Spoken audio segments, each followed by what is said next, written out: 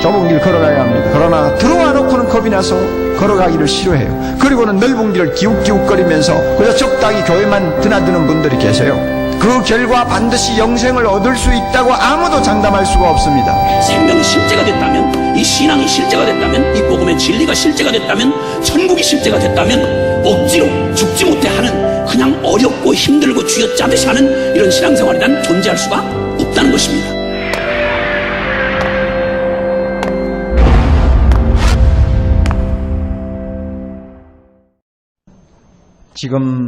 지금쯤이면 날씨가 덥습니다.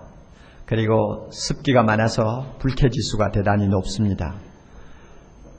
이런 때에는 교회를 나와서 예배를 드리게 되면 설교도 좀 가벼운 설교 듣고 싶어 하죠. 아이스크림처럼 좀 시원한 설교 좀 해주었으면 좋겠다 하는 이런 마음들을 가질 수가 있습니다. 이것은 절대 잘못된 것이 아니죠.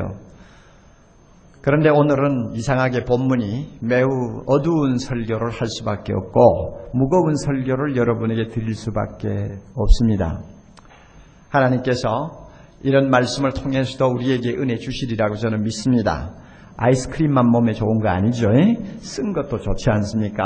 그러니까 하나님이 무슨 말씀을 주시든지 기쁨으로 우리가 받으면서 은혜가 되면은 참 이 말씀이 능력이 되어서 우리의 영육을 치유하시고 새롭게 하심을 저는 분명히 믿습니다.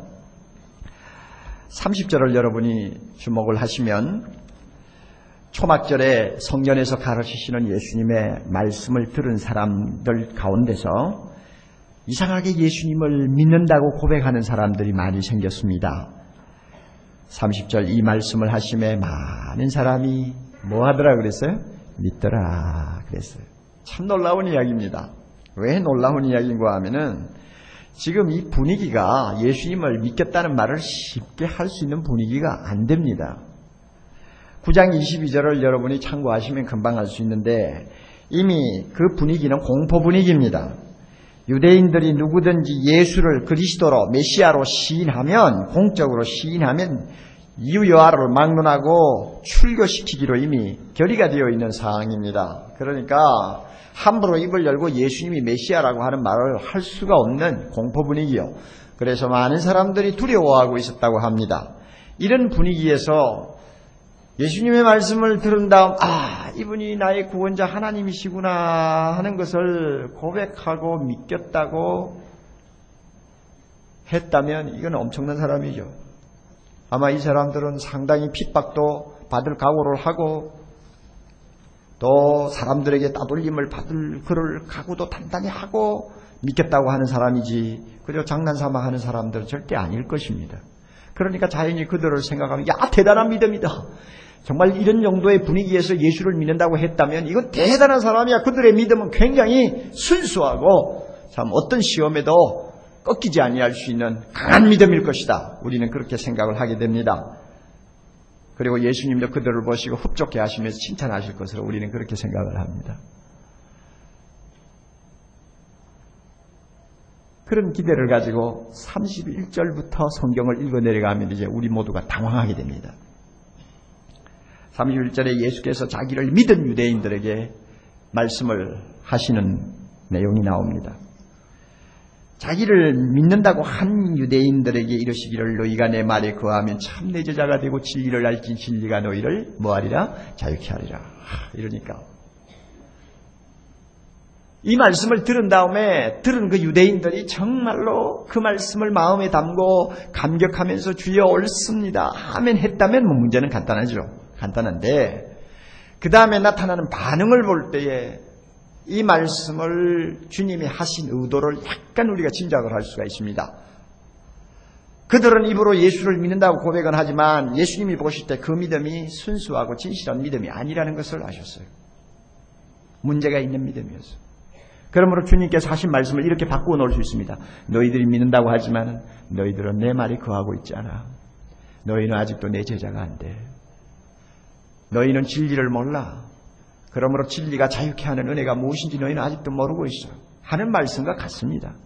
그런 의미로 주님이 지금 말씀하신다고 우리는 받아들입니다. 참 놀라운 이야기예요. 그렇게 공포 분위기에서 예수를 믿는다고 했으면 그 믿음이 대단할 것 같은데 어떻게 예수님의 눈에는 이 믿음들이 이렇게 거짓된 것으로 드러나고 있을까 하는 것입니다. 그러면 아니야. 이 사람들은 진실로 믿었는데 예수님께서 지금 이 33절 이하에 하시는 말씀은 믿는다고 하는 자들을 대상으로 하는 말씀이 아니고 그들 가운데 끼어있는 안 믿는 사람을 대상으로 하든지 아니면 아예 딴 사람을 놓고 하는 이야기지 앞에 믿은 사람들하고는 관계가 없는 말이다. 우리가 이렇게 해석할 수도 있을지 모릅니다. 그래서 33절 저희가 대답하되 할 때 저희는 앞에 믿는다고 하는 사람들이 아니다. 우리가 이렇게도 말할 수 있을지도 모릅니다.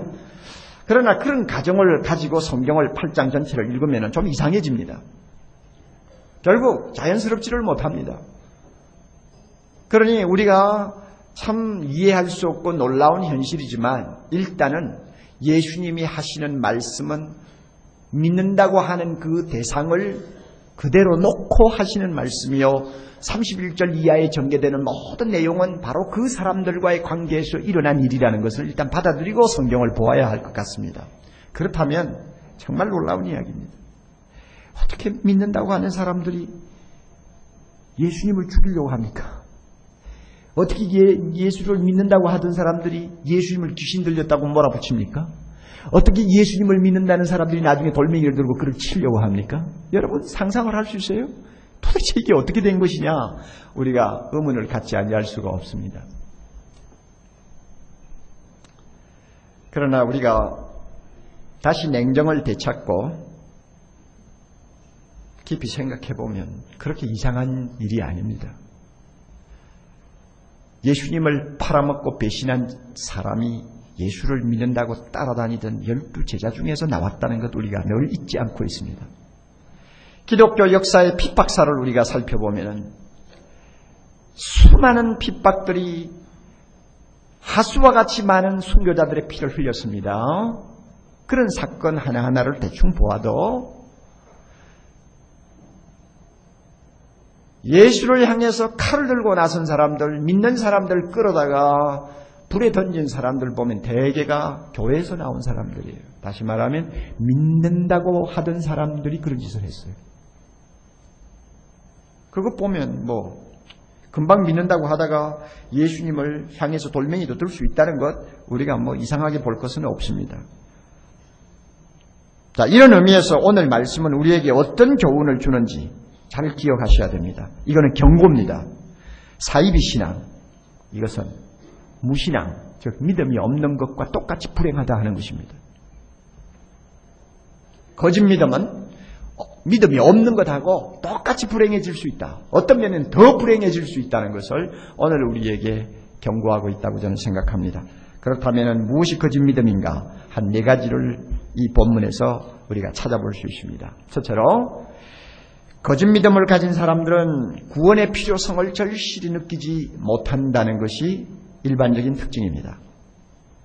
여러분, 예루살렘에서 설교를 베드로가 참 능력 있게 하자 그 설교를 들은 사람들에게 어떤 반응이 일어났습니까? 형제여, 우리가 어찌할꼬? 그랬죠? 다시 말하면 형제여, 우리가 어떻게 하면 구원받을 수 있는가? 어떻게 하면 예수를 십자가에 못 박아 죽인 이 죄를 용서받을 수 있는가? 매달렸지 않습니까? 빌립보 간수가 바울 앞에 무릎을 꿇고 어떤 반응을 보였습니까? 선생, 어떻게 하면 내가 구원을 얻을 수 있습니까? 그랬죠. 자, 이것이 참 믿음을 가진 사람들에게서 기대할 수 있는 일반적인 반응입니다. 어떻게 하면 내가 구원받아야 되겠는가?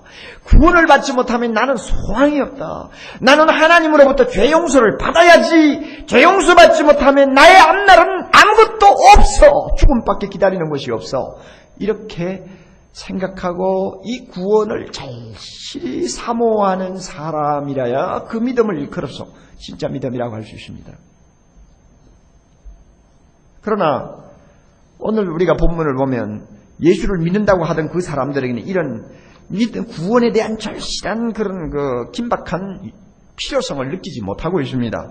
예수님이 너희가 내 말에 의하면 참 내 제자가 되고 진리를 알지 진리가 너희를 뭐하리라? 자유케 하리라 그랬습니다. 자유케 한다는 말은 모든 사람이 죄의 노예가 되어 있다는 이야기입니다. 죄를 짓거든요. 죄를 지으면 죄의 종이죠. 그리고 죄의 종이 되면은 이거는 영원히 멸망밖에 남아있는 게 없어요. 그러므로 주님이 하시는 말씀, 진리가 너희를 자유케 하리라. 다시 말하면 내가 너희를 죄에서 구원해 주겠다. 너희를 해방시켜 주겠다 하는 말입니다. 그렇다면 정말 믿는 사람이라고, 그들이 정말 믿는 사람이라고 한다면 그 말씀 앞에 감격해야죠. 주여 우리를 구원해 주옵소서. 나는 죄인으로소이다. 이렇게 나와야 정상인데, 대뜸 뭐라고 합니까? 33절에 아니 우리가 아브라함의 자손인데 지금까지 뭐 어디 종이 된 일이 있냐? 그런데 왜 우리에게 자유가 필요하다고 말하느냐? 이렇게 하고 그 말을 반박했죠. 자, 여러분, 그들이 예수님의 말씀을 잘 이해를 못했다고 합시다. 그래서 예수님이 자유케 하리라 하는 말씀을 정치적으로 받아들였다고 우리가 가정합시다. 아마 그랬을 것입니다. 예수님은 영적으로 하시는 말씀인데 그들이 그걸 못 알아들었어요.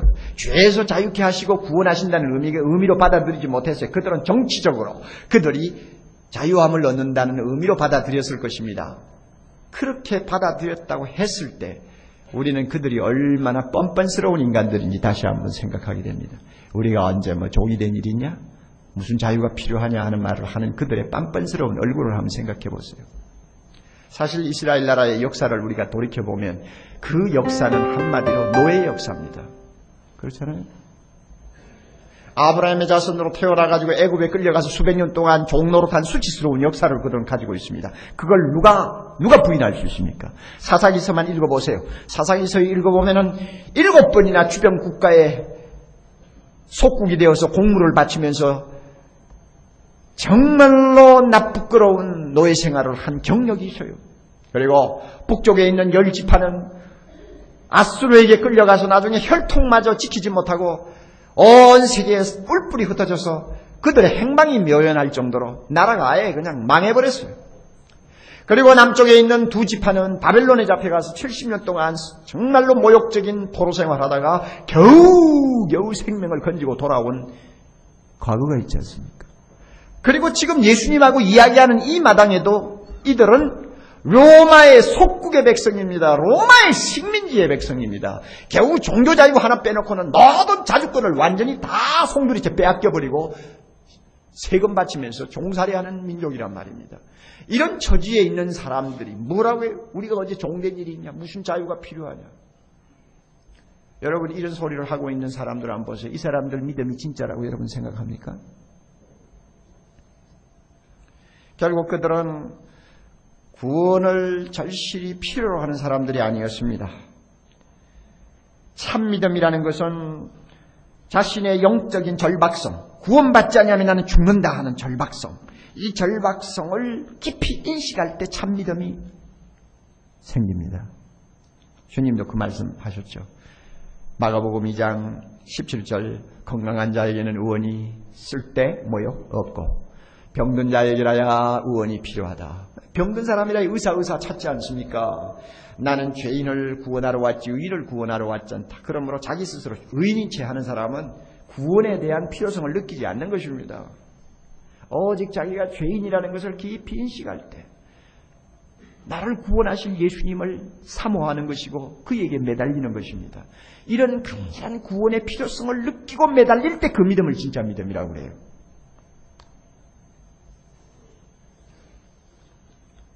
존 번연이 쓴 철로 역정을 여러분이 아십니다. 아직도 철로 역정을 읽어보지 못하신 분은 조금 부끄럽다고 생각을 하시는 게 좋습니다.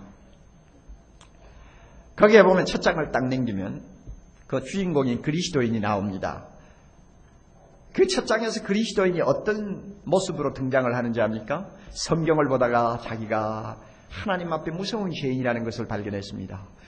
그리고는 어떻게 하면 내가 이 모든 죄를 용서받고 구원받을 수 있을까 하고는 벌벌벌벌 떠는 장면이 나와요. 이렇게 기록되어 있습니다. 무거운 짐을 지고 손에는 책 한 권을 들고 있던 그는 읽고 책을 펴서 읽기 시작했는데 읽어 내려가면서 그는 몸을 떨며 울고 있었다. 그러더니 마침내 더 이상 참을 수 없다는 듯이 슬픈 소리로 어찌할꼬라고 하며 울부짖었다. 이렇게 나옵니다. 이 바로 이게 참 믿음을 가진 사람의 반응입니다. 물론 자신이 구원을 받아야 하고 구원을 받기 위해서는 예수 그리스도가 필요하다는 것을 절실하게 느끼는 것이 뭐 교회 한두 번 드나들었다고 금방 그렇게 느껴지는 것은 아닙니다. 교회를 뭐 몇 번 나왔다고 해서 나는 하나님 앞에 죄인이라고 가슴 뜯으며 가슴을 쥐어짜며 하나님 앞에 회개하는 사람 10중에 하나 찾기 어려워요. 처음에는 다 그래요. 그렇지만 제가 말씀드리는 건 이것입니다. 정말 믿음을 가지고 있는 사람이면 자기는 구원이 필요하다는 것을 절실하게 인정하게 됩니다. 그리고 예수가 아니면 자기에게는 소망이 없다는 것을 스스럼 없이 고백하는 사람이 됩니다. 이럴 때 그 사람의 믿음은 진짜 믿음이라고 말합니다. 그러나 그런 절실한 그런 그 안타까운 필요성을 느끼지 못하고 있다면 아마 이 사람의 믿음 한번 점검해야 되지 않을까 이렇게 생각합니다. 만에 하나 여러분 가운데서 그런 분이 계시면 성령께서 도와주시기를 바랍니다. 지금 대법원 판사로서 일하고 계시는 이용훈 장로님의 간증을 제가 가까이에서 아주 은혜스럽게 들었습니다.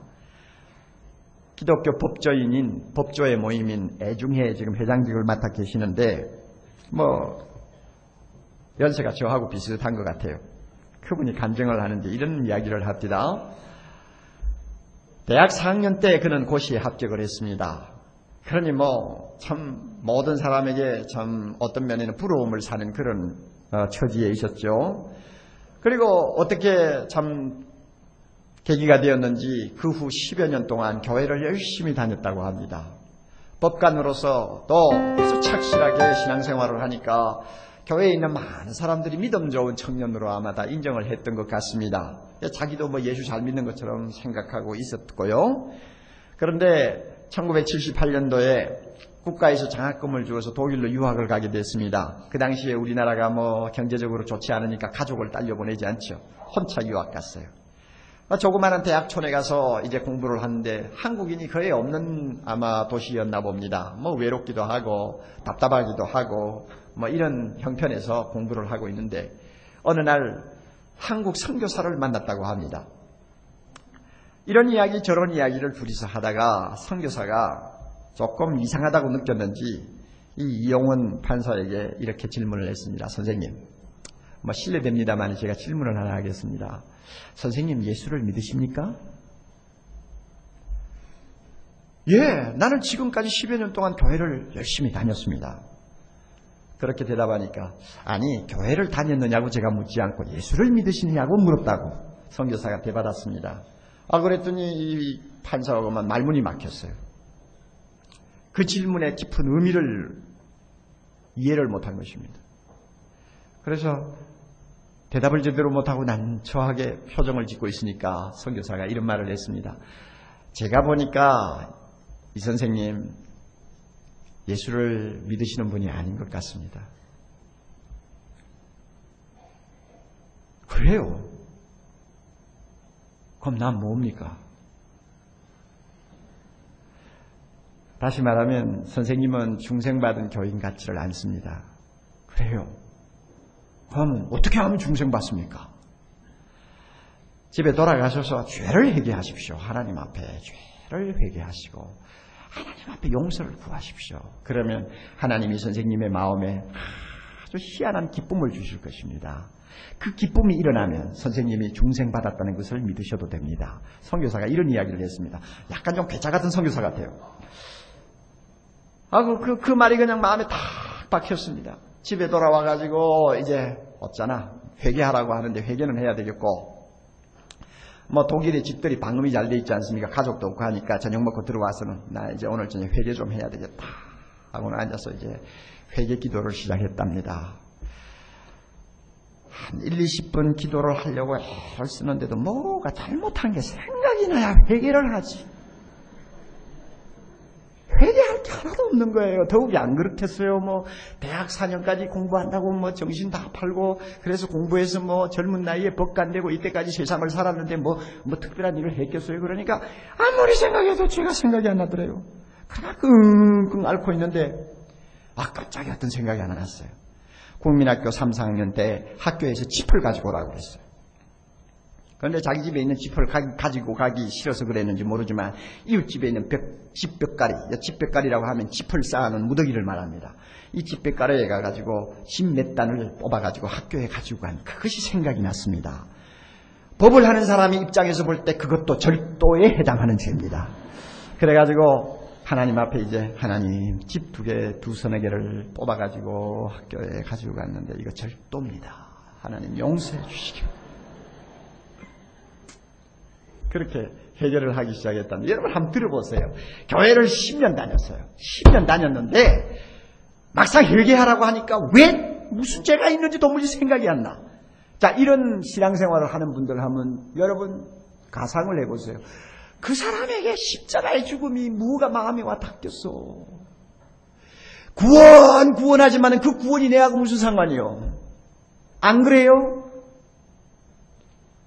예수님이 그렇게 절실하게 나의 구원자라고 받아들여지겠어요? 그 사람들이 그런 사람의 마음에.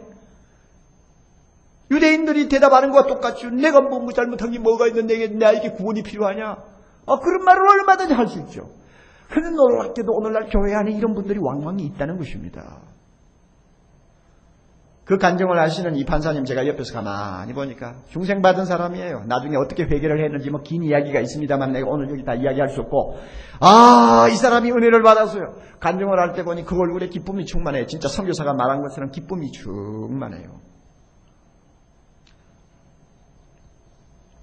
사랑하는 형제자매 여러분, 여러분 가운데서 나는 예수 아니면 안 돼. 예수 아니면 나는 소망이 없어. 나는 죄인 중에 괴수야. 사람 앞에는 몰라도 하나님 앞에는 죄인이야. 용서받아야 돼. 구원받아야 돼. 이런 그 절규가 마음속에서 뜨겁게 우러나지를 않는다면 여러분의 믿음은 이제 있습니다. 하나님께서 도와주시기를 바랍니다. 두 번째로 거짓 믿음을 가진 사람은 하나님의 말씀을 잘 듣지를 못합니다. 37절 여러분 보시면요. 37절 중간에 그러나 내 말이 너희 속에 있을 곳이 없으므로 나를 죽이려 하는도다. 또 43절 가서 보면 어찌하여 내 말을 깨닫지 못하느냐. 이는 내 말을 들을 줄 알지 못함이로다. 예수님을 지금 상대에서 말을 주고받는 소위 유대인들은 예수님의 말씀을 들을 수가 없었습니다. 그 말씀이 귀에 들어오지를 않았습니다. 흥미가 없었어요. 그러므로 자꾸 꼬투리를 잡고 늘어졌어요. 일반적으로 보면 믿음에 문제가 있는 사람들은 하나님의 말씀에 별로 관심이 없어요. 설교도 건성으로 듣습니다. 일반적으로 그렇습니다. 그리고 말씀을 가르쳐도 잘 이해를 못합니다. 정치 이야기하고 사회에 돌아가는 이야기를 하면 눈이 번쩍번쩍하게 참 이야기도 잘 듣고 말도 잘합니다. 그러나 신앙 문제 이야기하고 성경에 관한 이야기를 하면 그냥 얼굴 푹 숙이고 눈 내리 깔고 좋습니다. 이런 분들이 하도 교회 안에 많으니까 저는 한때는 이런 생각까지 했습니다. 요즘 현대 교인들은 다 성경 이야기만 하면 눈을 내리 깔고 좋으는구나. 난 그렇게 생각했어요. 그러나 문제가 있는 믿음이죠. 물론 여러분 오해를 하지 마시기 바랍니다. 설교할 때 좋으면 다 거짓 믿음이다 이렇게 도매금으로 판단하시면 안 됩니다. 피곤하면은 설교 듣다가도 좋을 수가 있지 않습니까? 얼마나 교회 와서 앉으면 마음이 평안합니까? 그러니까 좋을 수 있죠. 저도 신학교 다닐 때 언젠가 한 번은 설교 들으면서 얼마나 좋으랐는지 막 머리를 옆 사람 코를 쥐어박아가지고 아주 망신을 한 일이 있는데, 그렇다고 해서 옥 목사 믿음은 거짓 믿음이다 누가 그렇게 말을 하겠어요? 좋을 수가 있어요. 다락방에 와서 말씀 공부 안 한다고 해서 저 사람의 믿음은 엉터리다 이렇게 말하면 안 돼요. 또 하나님의 말씀을 잘 보지를 않고 잘 들으려고 하지 않는 어려움을 갖고 있다고 해서 무조건 그냥 도매금으로 엉터리 믿음이다 이러면 안 돼요. 우리의 믿음은 병이 들 때도 있습니다. 신앙생활은 오르막길도 있는가 하면 내리막길도 있는 것입니다. 그럴 때는 하나님의 말씀이 귀찮아질 때가 있어요. 잘 안 봐져요. 설교 들을 때도 말이 잘 안 들어와요. 답답해요. 그럴 수가 있습니다. 그리고 뭐 그 사람만 잘못이 아니죠. 설교하는 사람이 죽을 수도 있는데 누가 귀를 듣고 귀를 귀로 듣습니까? 뭐 그럴 수도 있는 거 아니에요. 따락방에서 가르치는 사람이 신통치 않으니까 듣기 싫은데 그거 어떻게 합니까? 그러니까 무조건 성경 말씀 뭐 좋아하지 않는다, 잘 안 듣는다, 뭐 잘 깨닫지 못한다 한다고 해서 무조건 거짓 믿음이다 이렇게 하면 안 됩니다. 그러나 제가 말씀드리려고 하는 것은 교회를 몇 년 다녔던 근본적으로 하나님의 말씀에 대해서 매력이 없는 사람이 있어요. 성경 말씀을 잘 안 읽어요. 읽으면 힘이 들어요. 신앙 이야기를 하면은 양 불편해요. 야, 그 머리 빠마 어디서 했니? 하면 막 눈이 번쩍해가지고 이러지만은, 야, 예수 믿는 사람은 뭐 어쩌고 하면은, 이렇게 틀어요. 자, 이런 분들이 만에 하나라도 계시면 그 사람의 믿음 아직은 문제가 있다 하는 이야기를 지금 하는 것입니다. 성령께서 그런 분들 도와주시기를 바랍니다. 세 번째는 거짓 믿음을 가진 사람은 예수님이 하나님이심을 잘 믿지 못합니다. 51절 이하를 보면 참 기가 막힌 내용이 나옵니다. 여러분 51절 이하를 좀 보세요. 51절에 예수님께서 이런 말씀을 하셨습니다. 진실로 진실로 너희에게 이르노니 다 같이 그 다음에 사람이 내 말을 지키면 죽음을 영원히 보지 아니하리라. 할렐루야. 다시 한번 사람이 내 말을 지키면 죽음을 영원히 보지 아니하리라. 예수님께서 그의 복음을 가지고 세상에 있는 모든 사람을 구원하시겠다고 하는 말씀이거든요. 영생을 주시겠다고 하는 말씀 아닙니까? 그랬더니 대뜸 받아서 유대인들이 뭐라고 말을 합니까? 53절. 아니 너는 이미 죽은 우리 조상 아브라함보다 크냐? 또 선지자들도 죽었는데 너는 너를 누구라 하느냐? 뭐 네가 아브라함보다도 더 오래 살았느냐? 어찌 네 말을 들으면 죽지 않는다고 하는 건방진 소리 하느냐? 하면서 아브라함 이야기를 들고 나옵니다. 그러니까 예수님께서 56절 넘어가서 참 놀라운 말씀하시죠. 너희 조상 아브라함은 뭐요? 나의 때 볼 것을 즐거워하다가 보고 뭐 했어요? 기뻐하였느니라. 못 알아듣는 말입니다. 아마 여러분들도 이 말씀 무슨 뜻인지 모를 거예요. 영적으로 하는 이야기입니다. 아브라함은 수천 년 전에 살다가 간 사람이지만 그때부터 하나님의 아들을 바라보면서 하나님의 아들이 세상을 구원하실 것을 내다보면서 기뻐하고 즐거워하다가 죽었다는 이야기입니다. 그러니까 다른 말로 말하면 아브라함도 나를 보고 좋아하다가 죽었다는 이야기입니다. 여러분 무슨 말인지 알겠죠? 자, 그 이야기 못 알아들었다고 합시다. 그 다음에 뭐라고 합니까? 58절, 아니 55절, 57절. 그러니까 유대인들이 진짜 기분이 상했습니다. 아니 내가 아직 뭐 50도 안 된 사람이 뭐 아브라함을 봤다고? 당연히 그 말할 수 있게 돼 있죠. 예수님은 그 당시에 연세가 얼마나 됐습니까? 32, 3세 32, 3 정도니까 뭐 얼마나 요즘으로 보면 얼굴이 그냥 기름이 흐르고 막 윤기가 돌고 팽팽하겠죠. 우리 저 김만영 목사처럼 팽팽. 그런데 사람들이 예수님을 볼 때 약 50세 가까운 남자로 보았다. 이것은 많은 성경학자들에게 이런저런 상상을 하게 만들었습니다. 예수님의 모습은 얼마나 매력적이었을까? 잘생겼을까? 못생겼을까? 정말로 30대 청년으로서 정말 빛이 났을까? 광이 났을까? 흔히 이렇게 다 생각하는데 이 본문을 놓고 많은 분들이 이렇게 말합니다. 예수님은 나이는 30 초반이지만 사실은 50 가까운 남자처럼 얼굴에 살도 붙지 않았고 기름기도 없고 주름살이 지고 초라하고 형편없었다.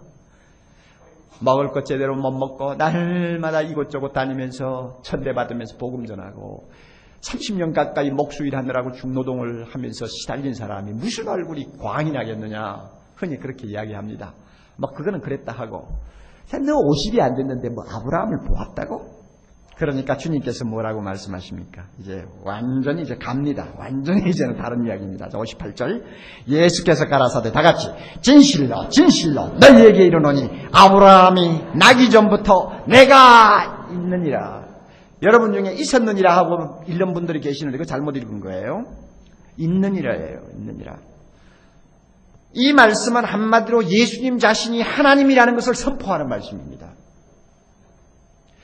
아브라함이 나기 전부터 내가 있었느니라가 아닙니다. 예수님은 시간의 구애를 받으시는 피조물이 아닙니다. 아브라함 때나 지금이나 똑같은 거예요. 내가 있느니랍니다. 이 있느니라는 말, I am 하는 이 말은 하나님 자신의 이름입니다. 출애굽기 3장 14절에 하나님께서 자기 자신을 모세에게 소개하실 때 자기는 스스로 있는 자라고 이렇게 이름을 밝혔습니다. 여호와라는 뜻이죠. 그러면 이 무슨 뜻입니까? 영어로 표현하면 I am who I am입니다. 여러분 어떻게 번역할래요? I am who I am. 그 참 희한하다. I am who I am. 내가 있는 바, 내가 바로 하나님이라 이 말이에요. 영원 자존자라는 뜻입니다. 이 I am이라고 하는 하나님의 이름을 지금 주님께서 여기에 지금 공포하시는 것입니다. 그러니까 유대인들이 돌을 들고 치려고 달려들었죠. 이 말은 유대인들이 예수님께서 하나님이심을 믿지를 않는 것입니다. 이것은 거짓 믿음을 가진 사람들에게서는 언제든지 볼 수 있는 특징입니다. 1988년 하비스트 하우스 출판사에서 이거는 기독교 서적을 내는 출판사입니다.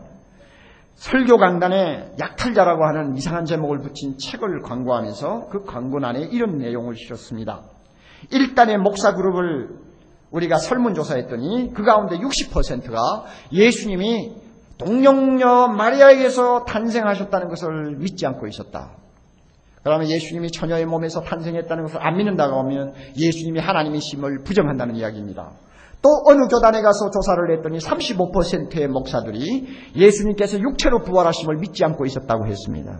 그러면 예수님이 육체로 부활하신 것을 안 믿었다면 예수님이 하나님이 아니라는 것을 선언하는 것입니다. 또 어느 교단에 가서 설문조사를 했더니 못된 데만 찾아가면서 조사를 했나 봐요. 조사를 했더니 82% 또 심지어 어떤 그룹에서는 95%까지 목사들이 성경이 하나님의 말씀인 것을 믿지 않고 있었다 했습니다. 그래서 이 광고를 내는 필립 켈러라고 하는 사람은 이렇게 결론을 내렸습니다. 오늘날 예수 그리스도 교회의 가장 큰 위협이 뭐냐? 그것은 외부로부터 오는 것이 아니라 내부에 있는 교회 지도자들에게서 오는 위협이라고 말했습니다. 예수님이 하나님의 아들이심을 안 믿는 지도자들이 많다는 이야기입니다. 감사하게도 지도자들 중에는 이렇게 잘못된 사람들이 많이 있을 수 있지만 평신도들은 지도자들보다도 훨씬 더 좋은 믿음을 가지고 있었어요. 이것을 뭘로 증명할 수 있느냐 하면 1988년, 지금부터 불과 6년 전에 1988년 전까지 20년 동안, 거슬러서 20년 동안 자유주의 신학을 받아 예수님이 하나님이심을 잘 믿지 않는 지도자들 밑에 있던 감리교 신자들이 미국에서 180만 명이 20년 동안 빠져나갔어요. 뭐 때문에 다닙니까? 예수님이 하나님이심을 안 믿는 지도자들 밑에서 무슨 설교를 듣고 거기에 뭐 하려고 헌금을 드리고 해요? 그러니까 다 등 돌리고 20년 동안 180만 명이 빠져나갔어요. 그래가지고 예수님이 하나님이심을 증거하는 교회로 들어가 버렸습니다. 안 믿는 사람이 있어요. 지금도요. 여러분 스스로 살펴보세요. 예수님이 하나님이시다 하면 이상하게 먹은 것이 취한 것처럼 기분이 안 좋은 사람들이 있어요. 자, 이런 분들 부탁합니다. 스스로 살펴보세요. 여러분의 믿음에 문제가 있다고 보셔야 됩니다. 성령의 도우심을 여러분 받으시기 바랍니다. 네 번째로 거짓 믿음을 가진 사람은 결국 예수님을 떠나는 것입니다. 예수님을 떠납니다.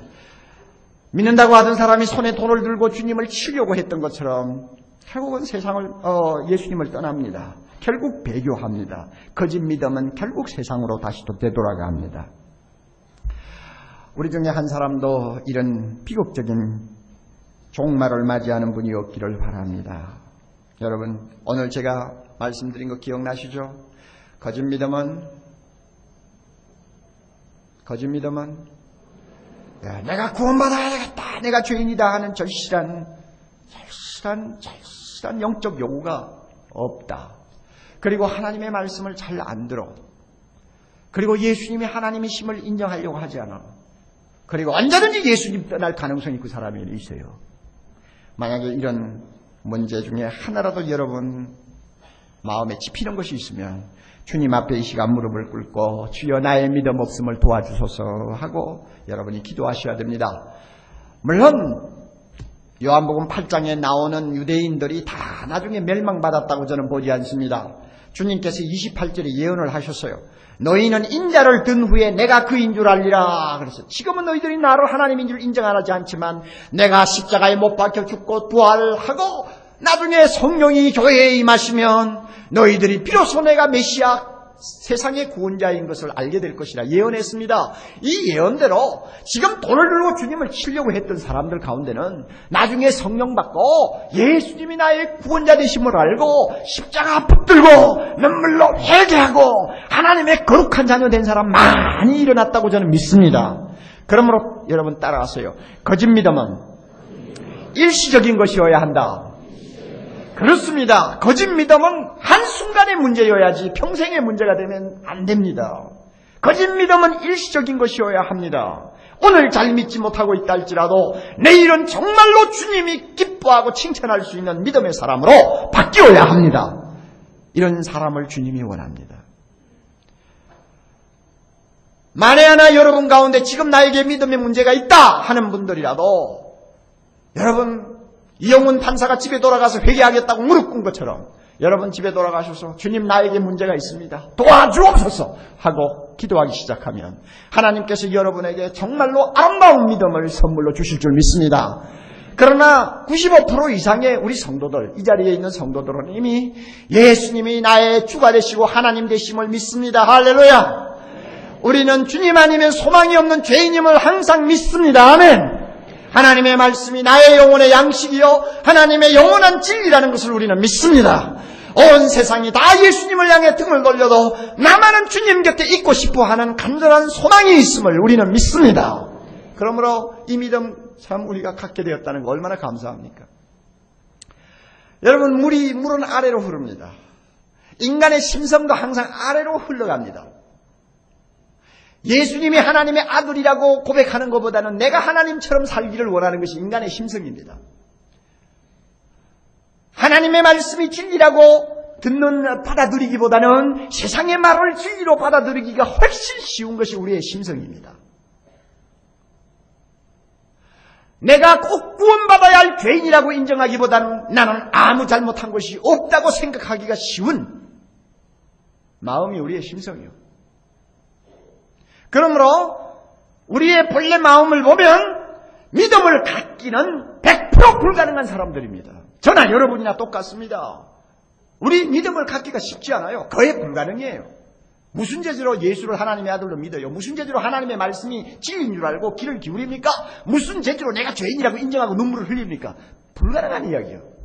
그럼에도 불구하고 이 불가능한 믿음을 우리가 갖게 되었다는 것은 이게 참 놀라운 일 아닙니까? 정말 생각해도 이건 기가 막히는 이야기예요. 정말 기가 막히는 이야기. 그러니까 여러분 저 따라서 정말 기가 막힌다. 비디오에 그러시는 여러분 정말 이거 기가 막힌다. 여러분 그렇게 말해야 돼요. 왜냐하면 내 믿음 이거 정말 이상한 거예요. 그래서 여기에 대한 해답을 우리가 찾다가 보면 결국 에베소 2장 8절 9절로 갑니다. 뭐라고 말합니까? 너희가 그 은혜를 인하여 그 은혜 때문에 믿음으로 구원을 얻었으니 이 믿음은 너희에게서 난 것이 아니요. 뭐라고? 하나님의 선물이라. 하나님의 선물이라. 하나님이 주셨다고 그랬어요. 할렐루야. 선물이야 주는 사람 마음대로 줘. 자기 골라 잡아 줄 수 있죠. 그런데 어떻게 하나님께서 나 같은 것을 골라 잡아가지고 예따 내가 이거 준다 하고 주셨을까? 나는 뭣도 모르고 받았는데 받고 보니까 이거 기가 막힌 거 아닙니까? 자, 이런 은혜를 받고 보니 이런 믿음을 내가 선물로 받고 보니 비로소 예수님이 하나님이신 것을 알게 됐습니다. 하나님의 말씀이 진리인 것을 내가 고백하게 되었습니다. 이 믿음을 갖게 되니까 예수님을 통해서 내가 구원받아야 될 사람이요 이제는 주님을 통해서 영생을 얻었다는 것을 확인하게 되었습니다. 할렐루야. 이제는 물불을 가리지 아니하고 주님 위해서 살겠다고 한 뜨거운 마음이 우리 마음에 생겼습니다. 믿음을 선물로 받고 보니 나에게 이런 놀라운 일들이 일어났습니다. 정말 희한한 일입니다. 정말 희한한 일. 정말 기적입니다.